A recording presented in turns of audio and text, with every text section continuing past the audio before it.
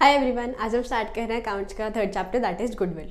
बहुत छोटा चैप्टर है, आई गेस 15 मिनट में भी खत्म हो जाएगा। सिर्फ फॉर्मूलाज याद रखने, ज़्यादा दिमाग लगाना भी नहीं है चैप्टर में, तो फटाफट चलते हैं। ठीक है, पहले तो गुडविल होता क्या है। गुडविल होता है excess of amount received on sale of a business. ठीक है, क्या मतलब है, अगर मेरा बिजनेस 1 लाख की वैल्यूएशन रखता है और मैंने किसी को बेचा और बेचने में मेरे को 150 मिले, मतलब 1,50,000 मिले, तो 50,000 मेरे को एक्स्ट्रा क्यों मिले?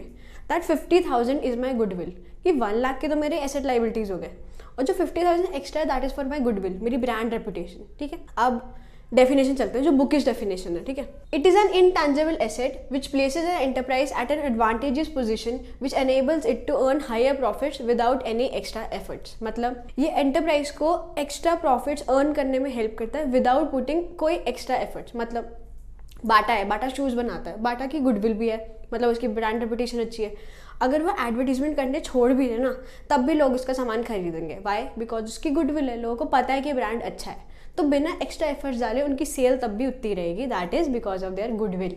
ठीक है, अब इसके फीचर्स क्या हैं?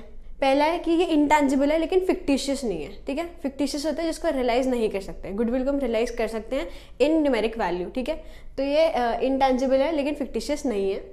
इसकी रियलाइजेबल वैल्यू होती है क्योंकि इसको हम कैलकुलेट कर सकते हैं। चैप्टर का मतलब ये है कि हम गुडविल कैसे कैलकुलेट करें, तो इसकी रियलाइजेबल वैल्यू है, मतलब बुक में हम इसको रिप्रेजेंट कर सकते हैं। Then value of goodwill is subjective. Subjective क्यों? क्योंकि डिफरेंट मेथड्स है गुडविल कैलकुलेट करने के, वो हम पढ़ेंगे, और हर मेथड में डिफरेंट वैल्यू आएगी, तो इट इज सब्जेक्टिव। आप कौन सा मेथड चूज कर रहे हो तो उस हिसाब से आपकी गुडविल आएगी। ठीक है, then need to value goodwill. हम गुडविल कैलकुलेट कर क्यों रहे हैं? पहला कि जब भी प्रॉफिट शेयरिंग रेशियो एक एंटरप्राइज का चेंज होगा तो हमको गुडविल कैलकुलेट करनी पड़ेगी, क्योंकि उसी हिसाब से हम गुडविल को डिस्ट्रीब्यूट करेंगे पार्टनर्स में, है ना। नेक्स्ट है कि न्यू पार्टनर एडमिटेड रिटायर और डाइज। अगर एक पार्टनर रिटायर होगा, एडमिट हो गया, डाई होगा, तो अल्टीमेटली क्या होगा? प्रॉफिट शेयरिंग रेशियो चेंज होगा। प्रॉफिट शेयरिंग रेशियो चेंज होगा तो गुडविल हमको वैल्यू करनी है, क्योंकि गुडविल फिर हम डिस्ट्रीब्यूट करेंगे उस हिसाब से। देन आता है दो फर्म्स अमालगमेट, मतलब दो फर्म्स अगर एक साथ जुड़ गई तो again profit sharing ratio change होगा। मतलब मेन पॉइंट यही है, ये सब तो डेरिवेटिव्स हैं। Then partnership is sold as a going concern और partnership changes into a company. तो कोई भी चेंज आ रहा है कि या तो कंपनी बन रही है, अमालगमेट हो रही है, कोई एडमिट हो रहा है, डाई हो रहा है, रिटायर हो रहा है, या फिर प्रॉफिट शेयरिंग रेशियो चेंज हो रहा है, तो हर केस में आपको गुडविल कैलकुलेट करनी है। ठीक है, अब आते हैं फैक्टर्स अफेक्टिंग गुडविल। ठीक है, तो हम चलते हैं यहाँ पर कि गुडविल कैसे कैसे चेंज होती है, कि गुडविल को कौन कौन से फैक्टर्स इफेक्ट करेंगे जिस वजह से गुडविल की वैल्यू चेंज होगी। पहला पॉइंट आता है एफिशिएंट मैनेजमेंट। अगर मैनेजमेंट अच्छी है तो गुडविल ऑब्वियसली ज़्यादा होगी, क्योंकि बिजनेस ज़्यादा अच्छा परफॉर्म करेगा।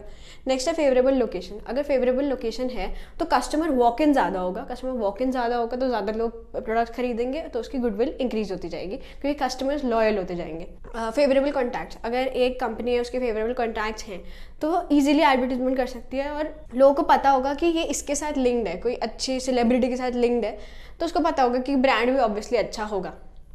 अगर if you like Alia Bhatt और आलिया भट्ट फ्रूटी का एडवर्टीजमेंट कर रही है, तो यू नो कि फ्रूटी अच्छा होगा बिकॉज आलिया भट्ट का ट्रस्ट है उसमें, तो that is goodwill. Then longer establishment of business. जितना पुराना बिजनेस होता है उतनी उसकी वैल्यू होती है। डाबर है, डाबर इतने टाइम से एस्टैब्लिश है, इसलिए उसकी गुडविल है, तो वो कोई भी नया प्रोडक्ट रिलीज करे लोग खरीदेंगे, क्योंकि उनको पता है कि ब्रांड अच्छा है। नेक्स्ट आता है क्वालिटी। अगर ऑब्वियसली गुड की क्वालिटी अच्छी है तो लोग लेंगे, उसका ट्रस्ट बना रहेगा, तो गुडविल इंक्रीज होती रहेगी।